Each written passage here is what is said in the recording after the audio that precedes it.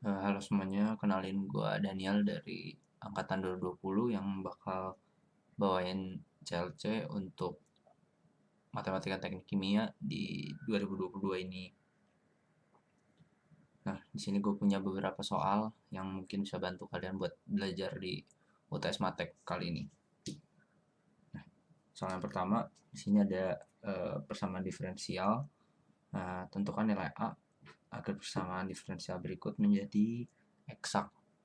Jadi yang pertama, untuk PDB eksak, yang pertama kita ingat-ingat dulu syarat eksak. Syarat PDB eksak. PDB itu eksak kalau misalnya dia punya do M per do Y sama dengan do N per do X. M sama N ini apa? M sama N ini suku yang ada di masing-masing depan diferensialnya ini. Jadi misalnya ini itu M, suku yang ini itu N. Nah, untuk bikin dia eksak berarti kita lihat kayak di syaratnya ini turunan parsialnya itu harus sama. Jadi langsung aja kita kerjain. Kita punya tadi M nya sama dengan kuadrat 4 min X tambah E X 4 Y, baru kita hitung do M per do Y. Do M per do Y nya turunan terhadap Y, gampang aja, depannya jadi 2Y E pangkat min X tambah A X E pangkat X Y. Nah, sama juga buat N. N dari sini kita punya min 2Y E pangkat min X tambah E pangkat XY. Nah, berarti do N per do X. Nah, yang kanan kita turunin terhadap X. Jadi ini min 1, min hilang 2Y E pangkat min X ditambah Y E pangkat XY turunan terhadap X.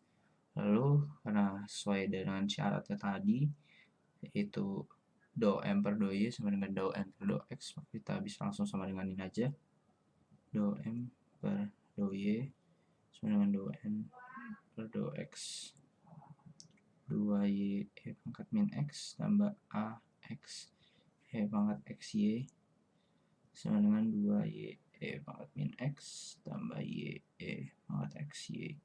Nah, kita bisa lihat di kiri kanan ini ada suku 2Y E pangkat min X, maka ini bisa kita coret saling menghabiskan. Maka sisa di kiri AX E pangkat XY, di kanan Y E pangkat XY. Nah, di sini juga kita bisa lihat ada E pangkat XY di kedua ruas, maka kita bisa bagi kedua ruas dengan E pangkat XY, maka sisanya adalah AX di sebelah kiri dan Y di sebelah kanan. Maka nilai A-nya itu adalah Y per X. Jadi supaya PDB yang tadi itu merupakan menjadi sebuah PDB eksak, maka nilai A-nya, nilai variabel A-nya adalah Y per X gitu. Mungkin kita akan langsung aja lanjut ke soal berikutnya. Soal berikutnya ini ada persamaan diferensial order tinggi. Pertama, tentukan solusi umum dari persamaan diferensial order 2 ya ini. Y aksen tambah 2Y aksen min 15Y sama dengan 0. Nah, kita ingat untuk solusi umum dari persamaan diferensial order tinggi bisa kita misalin turunannya itu misalnya dengan lambda buat persamaan karakteristik. Jadi tinggal kita misalin aja Y aksen itu kan sebenarnya sama aja kayak dy per dx, ini sama dengan lambda. Nah, kalau kita tulis jadinya lambda kuadrat karena ini y double aksen ditambah 2 lambda dikurang 15 sama dengan 0. Nah, langsung kita bisa faktorkan ya persamaan ini kayak persamaan kuadrat biasa. Jadi lambda plus 5 lambda minus 3. Nah, dari sini untuk solusi umum atau solusi homogen, karena bisa langsung saja ya pakai bentuknya, YH sama dengan C1 E pangkat lambda 1. Lambda satunya itu kan lambda plus 5 jadi min 5, karena ini sama dengan 0. Ini lambda 1 plus 5 sama dengan 0, jadi lambdanya minus 5. Selanjutnya kita tulis minus 5x tambah C2 E pangkat 3x. Nah, ini lambda min 3 sama dengan 0, berarti lambdanya sama dengan 3. Oke, mungkin kita bisa lanjut. Masih sama ini, persamaan diferensial order tinggi. Nah, di sini D itu sama aja kayak dy per dx, atau sama aja kalau tadi kayak y aksen gitu. Dan ini kita misalin juga dengan lambda. Kita buat samaan karakteristiknya menjadi lambda pangkat 3 minus 3 lambda kuadrat tambah 2 lambda sama dengan 0. Lalu kita faktorkan, kita bagi dengan lambda, kemudian kita tarik keluar masing-masing, sini bisa keluar lambda kuadrat minus 3 lambda tambah 2 sama dengan 0. Lalu sama diferensial bisa kita langsung faktorkan aja dengan mudah. Lambda sama lambda min 2 lambda min 1 sama dengan 0. Nah, dari sini kelihatan bahwa kita punya 3 akar, yaitu kalau yang tadi kan kita cuma punya 2, lambda plus 5 lambda min 3. Di sini kita punya 3, yaitu lambda min 2 dan lambda min 1. Sebenarnya sama aja. Untuk lambda 1 gitu, berarti lambda sama dengan 0. Dari sini sama dengan 0. Terus yang kedua itu lambda min 2 sama dengan 0, maka lambda sama dengan 2. Itu yang ini. Dan yang ketiga dari lambda min 1, lambda min 1 sama dengan 0, lambda sama dengan 1. Maka kita bisa langsung tulis solusi homogen, solusi umum. IH-nya itu adalah C1 E pangkat 0x gitu, karena E pangkat 0x itu nilai 1, jadi hanya C1 aja, ditambah C2 E pangkat 2x, ditambah C3 E pangkat x. Mungkin seperti ini aja untuk persamaan diferensial order tinggi untuk mencari solusi umumnya. Selanjutnya di sini ada soal untuk mencari penyelesaian dari persamaan diferensial ini. Mungkin agak kurang jelas, nanti bisa gue tulis ulang. Nah, tulis ulang persamaannya itu sebenarnya adalah y aksen tambah 1 per x y sama dengan 5x. Nah, mungkin udah kelihatan ya, ini sebenarnya adalah persamaan diferensial linear order 1 yang nanti penyelesaiannya bisa kita selesaikan dengan faktor integrasi atau integrating factor. Nah, kebetulan untuk persamaan ini udah jadi bentuk standarnya ya untuk persamaan diferensial linear order 1. Jadi kita bisa langsung kerjain aja ke integrating factor. Nah, integrating factor bisa kita tulis dulu. Integrating factor berarti E pangkat integral yang di depannya Y ya, berarti 1 per X dx, berarti E pangkat ln X. E pangkat ln X itu nanti dia bisa saling menghilangkan, jadinya integrating factor adalah X. Karena kita udah tahu integrating factor X, maka bisa kita langsung kalikan saja kedua ruas dengan X. Ketika sudah dikali integrating factor, maka di ruas kirinya langsung kita bisa mendapatkan bentuk Y dikali integrating factornya dalam bentuk turunannya itu sama dengan ruas kanannya dikali integrating factor jadi 5x dikali integrating factor jadi 5x kuadrat. Nah, udah seperti ini. Lalu kita bisa langsung integralkan saja kedua ruas untuk menghilangkan diferensial di sebelah kiri. Kita integral y x aksen, berarti suku yang di sebelah kanan juga kita integralkan. Integral 5x kuadrat dx. Untuk yang sebelah kiri mudah saja karena langsung kita berarti hilangkan diferensialnya. Y kali x sama dengan, untuk yang sebelah kanan integralnya kita gunakan integral tertentu, jadi 5/3 x pangkat 3 plus c. Nah, lalu karena untuk penyelesaiannya itu kita diminta untuk mendapatkan fungsi y, maka kita pindahkan aja x-nya ke sebelah kanan. Jadi y sama dengan 5/3 x pangkat 3 dibagi x, dia jadi x kuadrat tambah c per x. Mungkin cukup ini aja untuk integrating factor sebenarnya, tapi mungkin gue mau sedikit share juga kalau untuk integrating factor ini sebenarnya ada sedikit cara cepatnya gitu. Kalau misalnya agak kepepet mungkin ya bisa dipakai sih cara ini, tapi gue nggak tahu untuk penilaiannya harusnya nggak akan maksimal sih, cuman mungkin akan berguna kalau udah kepepet aja gitu, waktunya tinggal sedikit untuk ngerjain persamaan diferensial linear order 1 dengan integrating factor. Itu sebenarnya bisa langsung dimasukin aja ke rumus jadi dari bentuk yang udah ini, dari bentuk yang udah sesuai, udah kita susun.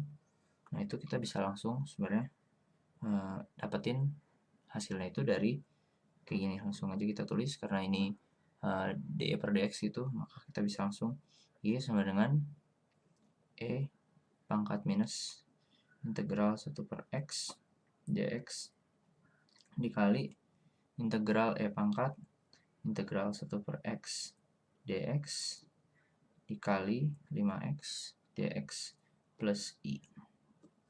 Nah, sebenarnya ini langsung aja gitu, e pangkat minus integral yang depan sini tuh berarti yang ada di suku di sini ya, seperti integrating factor tapi dikasih minus. Lalu yang di sini integrating factornya persis e pangkat integral 1 per x dx, lalu 5x nya ini yang ada di sebelah kanan, suku sebelah kanannya 5x. Nah, untuk i ini nantinya akan menjadi konstanta, seperti kalau misalnya kita lakukan dengan cara manual itu c, si c ini jadi sama aja. Kalau mau diganti hurufnya juga ya boleh-boleh aja sih. Nah, kayak itu kita langsung kerjain aja. Berarti yang ini jadinya adalah e pangkat min ln x integral e pangkat integral setengah x dx, itu berarti x dikali 5x dx plus i. Ini jadinya 1 per x integral 5x kuadrat yang tadi ya 5/3 x pangkat 3 plus i. Nah, langsung dikaliin aja, berarti y sama dengan 5/3 x kuadrat plus i per x. Nih hasilnya bakalan sama gitu.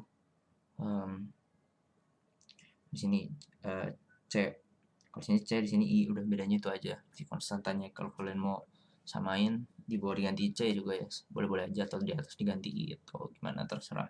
Tapi cara ini menurut gua buat apa ya, buat terakhir aja gitu, kalau emang benar-benar nggak keburu misalnya tinggal satu nih mau ngerjain integrating factor, daripada merembet ke soal berikutnya, misalnya ada 2 persamaan yang harus kalian kerjain gitu, daripada nggak keburu, ya udah deh. Tapi mungkin bakalan dapat pengurangan sih nilainya.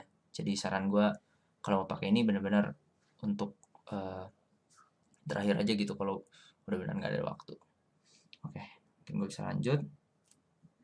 Di sini ada satu persamaan diferensial yang kelihatannya lumayan rumit gitu ya gimana cara ngerjainnya. Kalau gua biasa akan membuat ini kalau bisa jadi persamaan diferensial linear karena cara penyelesaiannya paling mudah gitu. Nah, ini akan kita coba manipulasi gitu persamaan ini supaya jadi bentuk standar persamaan diferensial linear order 1. Pertama gue tulis ulang dulu.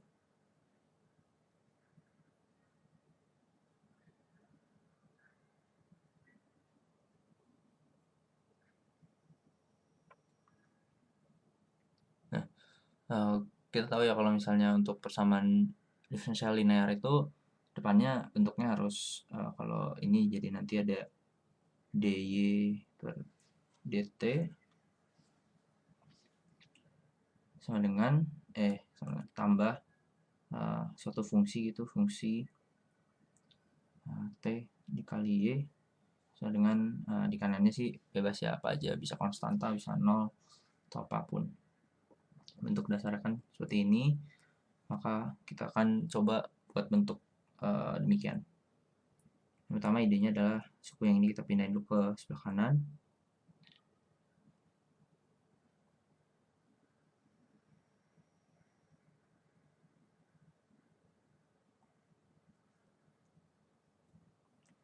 Lalu kita bagi kedua ruas dengan dt.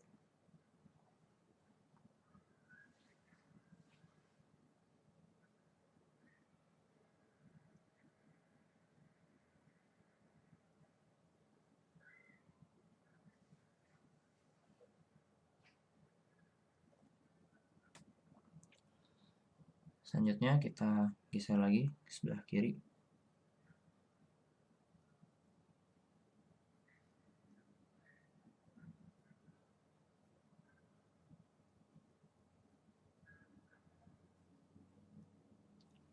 Ini udah kelihatan agak mirip dengan bentuk yang kita harapkan. Lalu untuk itu kita harus kali dengan ini untuk menghilangkan t per y di depan dy per dt. Kita kali 1 per t per y berarti kita kali dengan y per t.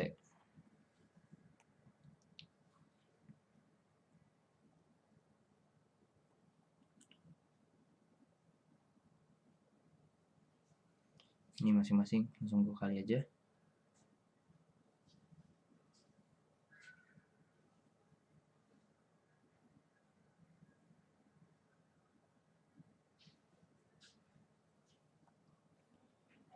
Nah, udah kayak gini, gue tinggal pindahin aja 2t kuadratnya ke sebelah kanan, jadi kita punya persamaan.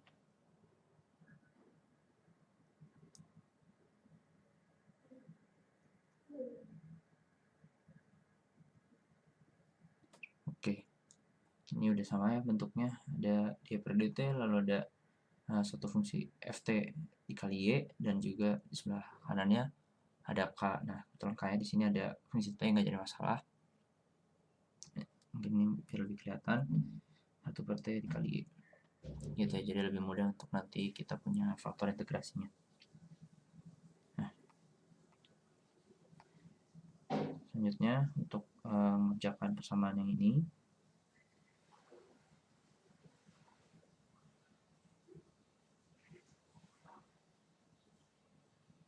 untuk kita mengerjakan dengan faktor integrasi. Faktor integrasinya adalah e integral 1 per t dt. Berarti adalah e pangkat ln. Berarti f-nya adalah t. Gitu ya. Berarti ini langsung aja kayak tadi. Kedua ruas kita kalikan dengan faktor integrasinya yaitu t. Maka di sebelah kiri akan muncul y kali t aksen. Di sebelah kanan ada 2t pangkat 3. Nah, untuk penyelesaiannya tinggal kita integralkan kedua ruas, integral t aksen dengan integral 2t pangkat 3 dt. Nah, langsung ini di sebelah kiri Y kali T, sebelah kanan jadi 2/4 ya, 2/4 langsung ini setengah T pangkat 4 plus C. Berarti Y sama dengan setengah T pangkat 3 plus C per T.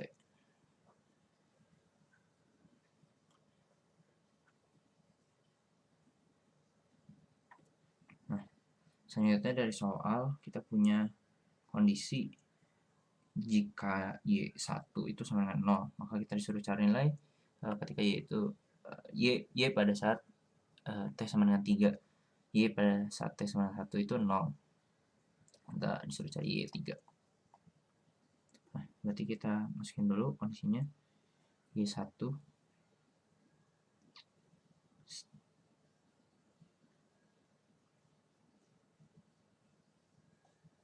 nah ini 0. Berarti kita tahu kalau nilai C nya itu adalah minus setengah. Oke, berarti kita bisa tulis ulang samaannya. Y fungsi T sama dengan setengah T pangkat 3 dikurang 1/2 dikali 1 per T. Oke, selanjutnya kita bakal cari nilai yang diminta, itu Y ketika T sama dengan 3. Berarti Y3 dengan setengah dikurang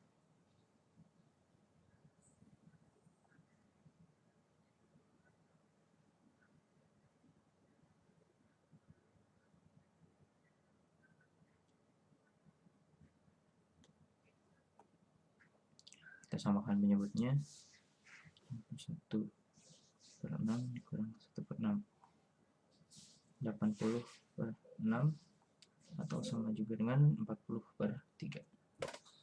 Oke, jadi solusi untuk soal ini Y3 itu 40/3.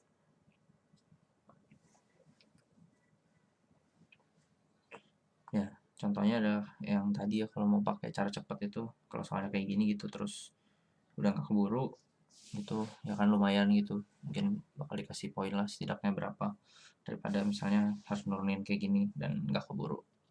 Tapi jangan dipakai si cara cepat tadi untuk kalau misalnya kalian masih ada waktu banyak gitu, sayang poinnya. Oke, mungkin kita ke soal selanjutnya. Di sini diminta untuk menentukan harga A dari persamaan di bawah ini. Jika diketahui ada kondisinya, kondisi awal Y ketika T sama dengan 0 itu nilainya 10. Nah, untuk ini transformasi Laplace ya, dan persamaan yang dikasih itu udah dalam bentuk Laplace-nya gitu. Nah, ini sebenarnya kita tinggal manipulasi aja untuk kemudian kita kembalikan ke bentuk biasanya atau kita inverse Laplace gitu. Nah, sini gue udah masukin juga tabel Laplace dari buku Crazy. Nah, langsung aja kita tulis ulang YS.